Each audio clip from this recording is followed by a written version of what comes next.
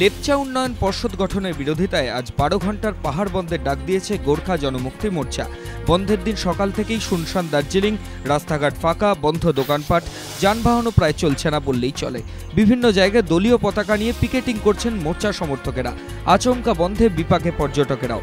তবে এরই মধ্যে শৈল শহরের সৌন্দর্য উপভোগ করতে রাস্তায় নেমে পড়েছেন বেশ কয়েকজন পর্যটকও।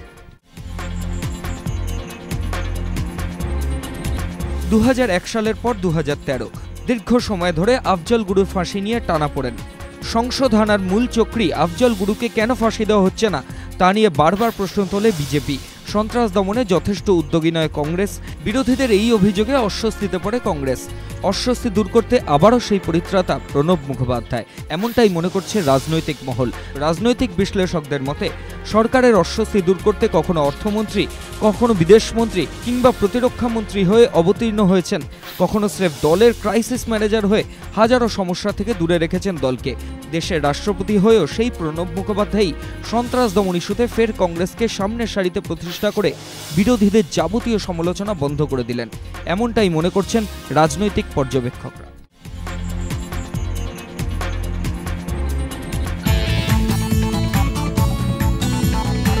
দু সপ্তাহ পরই দেশের মাটিতে অস্ট্রেলিয়ার বিরুদ্ধে গুরুত্বপূর্ণ টেস্ট সিরিজ। তার আগে দুরন্ত ফর্মে সচিন, রমেশ তেন্ডুলকর। শুক্রবার ইরানি কাপে অবশিষ্ট ভারতীয় একাদশের বিরুদ্ধে অপরাজিত 140 রানে ইনিংস খেললেন সচিন। পাশাপাশি ছুঁয়ে ফেললেন আরেক কিংবদন্তি সুনীল গাওস্করকে। এতদিন ভারতীয় হিসেবে প্রথম শ্রেণীর ক্রিকেটে সর্বোচ্চ 81টি সেঞ্চুরির মালিক ছিলেন গাওস্কর। এদিনে সেঞ্চুরির পর এক আসনে 2 মুম্বাইকার। ওয়ানডে ক্রিকেট থেকে অবসরের পর থেকে সচিনের ফর্ম নিয়ে অনেক প্রাক্তনই সমালোচনায় সরব।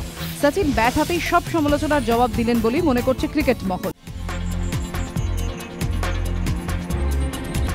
শুক্রবার দুপুর 2টা থেকে 3টে পর্যন্ত চিড়িয়াখানার কাজ বন্ধ রেখে অধিকর্তাকে ঘিরে বিক্ষোভ দেখায় আইএনটিইউসি। চিড়িয়াখানায় তখন অসংখ্য মানুষের ভিড় ছিল, প্রচুর কচি কাঁচাও।